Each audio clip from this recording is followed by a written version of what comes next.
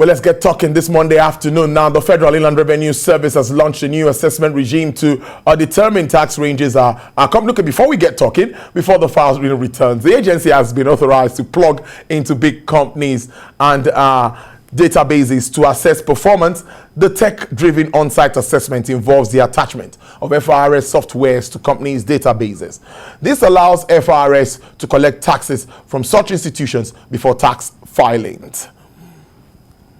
Well, the Federal Inland Revenue Service has reported that it generated 6.405 trillion naira as tax revenue in 2021. The amount, which is the highest in the history of the service, is up from the 4.9 trillion generated in 2020. The service is positive it will surpass the figure this year with a target of 7.5 trillion naira. Well, joining me live in the studio is the fiscal policy partner, an Africa tax leader at PricewaterhouseCoopers. I have Mr. Taiwo Oyedele here live in the studio. Good afternoon, Mr. Oyedele. It's good to see you. Good afternoon to you. Always a pleasure to be here. Yes, 6.4 trillion naira. Immediately I saw this report, my mind really went to you. I said I need to understand what this was all about. Now, profits like petroleum profit tax, about 2.008 trillion from what I have. Data from FAC also shows that FIRS declared 1.2 trillion naira as PPT in 2021. Now, let's just understand all of this. To what extent do you see all of this figure? What is responsible for this positive? Thank you. I think first and foremost, it's commendable and that the FIRS has been able to generate that amount of tax revenue in these difficult times, particularly if you look at the breakdown. So the about 4.4 trillion is now from non-oil, and about 2 trillion is from oil. So in percentage terms, non-oil is almost 70%, precisely 69%. So what that shows is the economy in terms of, we always say that the Nigerian economy is actually diversified.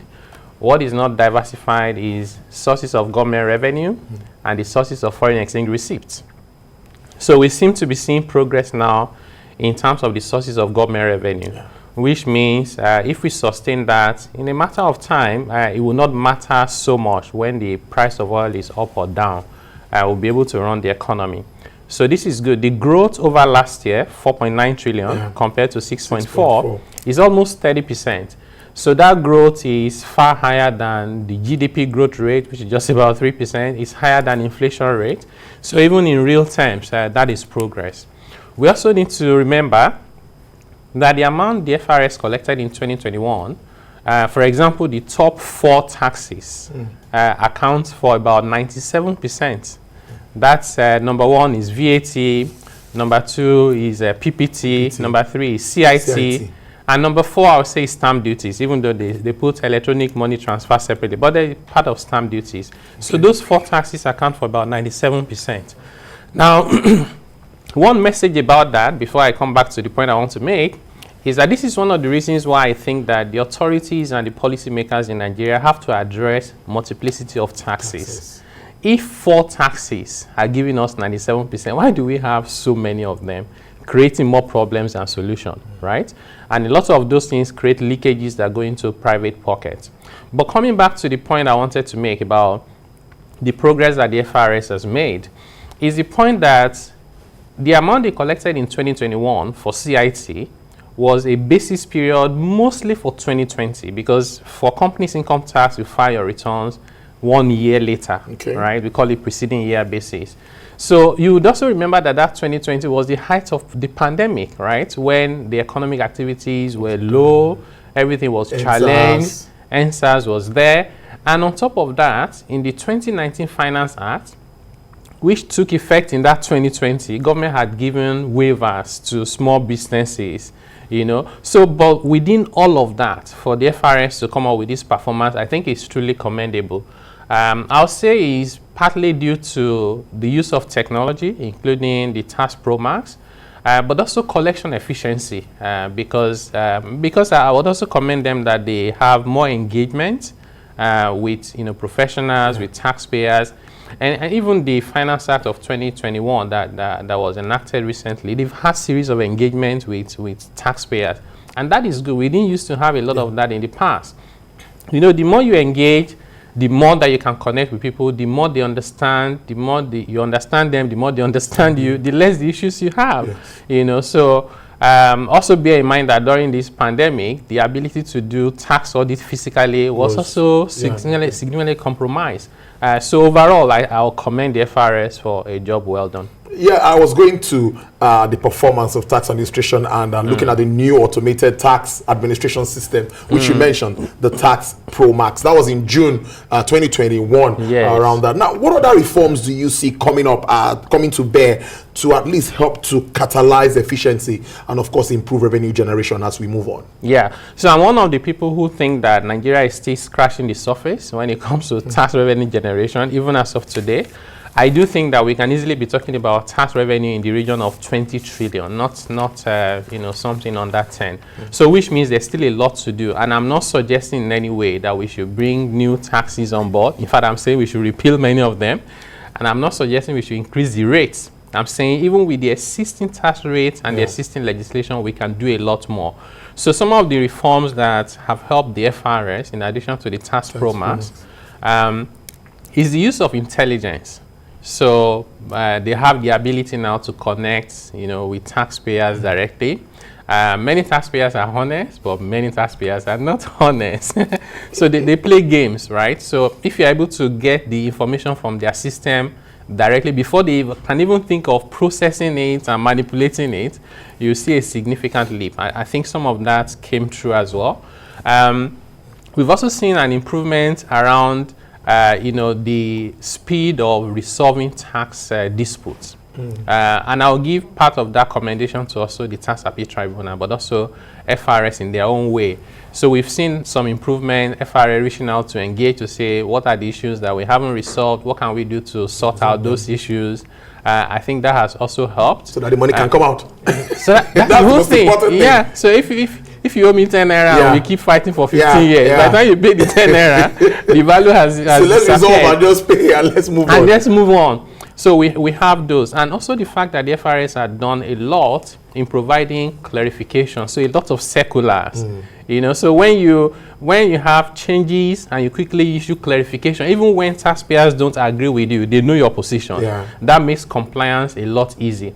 I think it's also, the FIRS may not share this view, but I think that the fact that the small businesses were exempted allowed them to focus their efforts on the people who have the money to pay. Instead of chasing people with 10 naira, 15 naira, small businesses up and down, right? There has to be a reason why all over the world, many countries exempt small businesses. It's one of these are some of the reasons. So I think that's some of the issues. But on a more broader basis, I think beyond the FIRS, the Joint Tax Board, even the fiscal authorities, right? They have done a few things. They need to do a lot more. I would like to see a lot of intervention around how do you use data for tax, intelligence. So if I buy land, if I register a car, if I buy FX to pay school fees for my kids abroad, if I import goods to sell, right?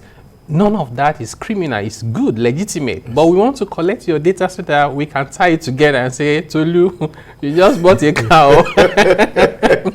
You want 10 million, but your record is showing that you pay only 50,000. Can you explain to us, right? Once you start doing that, even people will be careful. You have to get to a point where voluntary compliance is very high.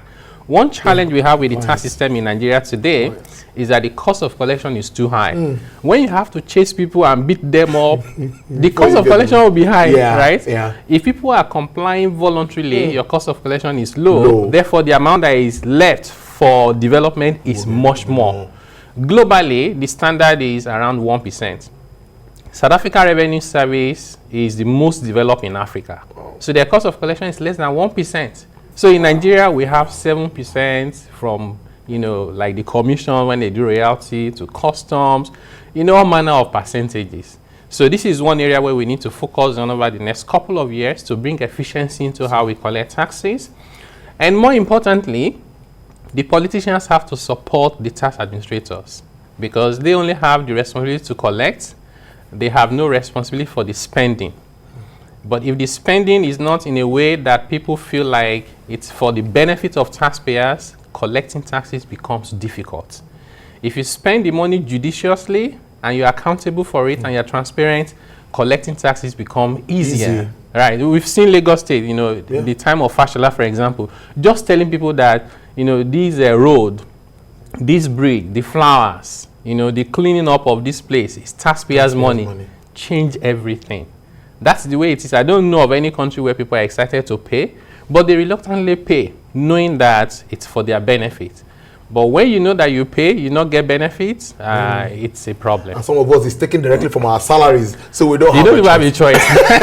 Before it hits your bank account. I'm also interested in the non-oil growth that we've seen, 69%. Yeah. What can we do more to pop up proceeds or the performance of the non-oil space to have a solid tax base around that environment? Yeah.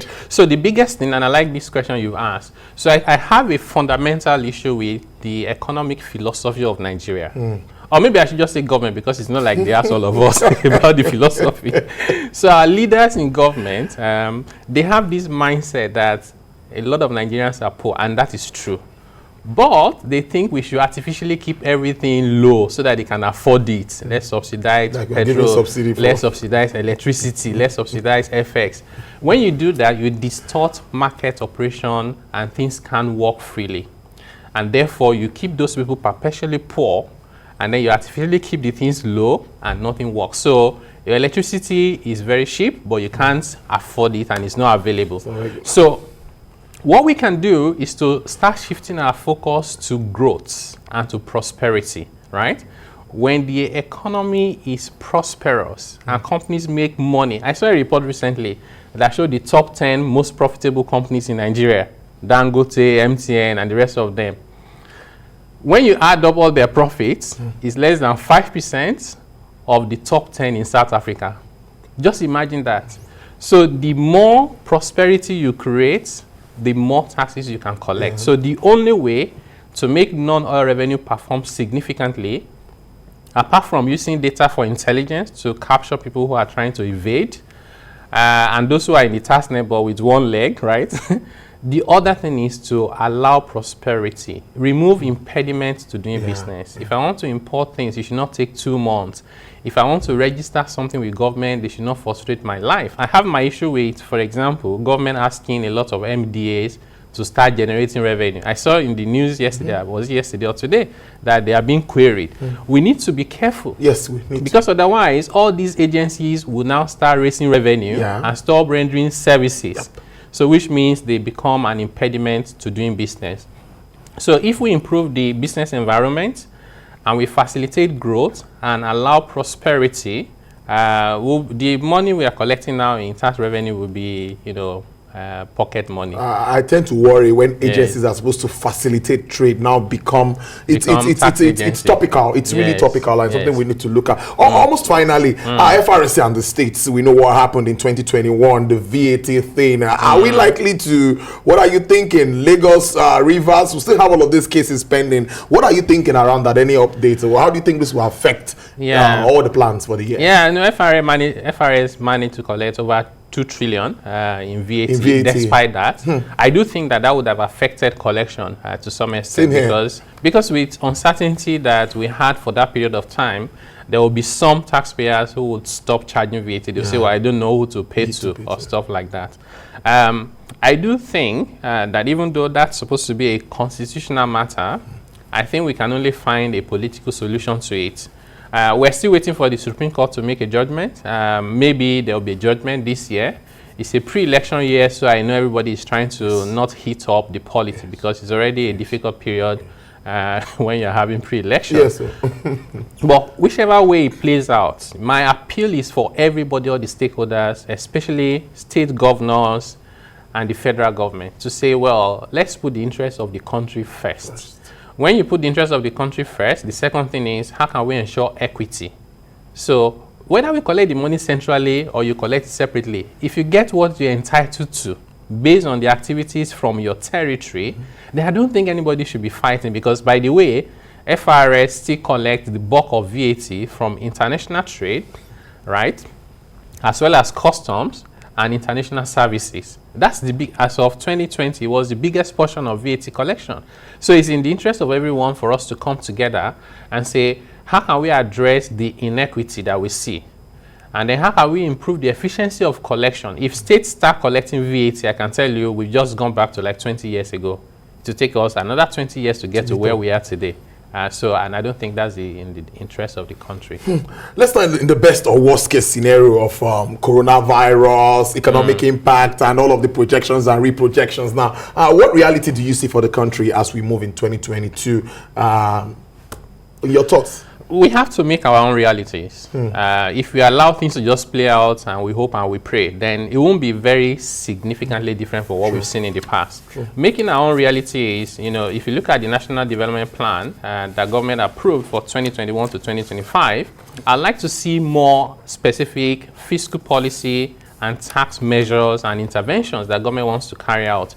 And some of it is harmonized taxes. Just say to Nigerians, we have 60-something legitimate taxes. We are reducing them to 8.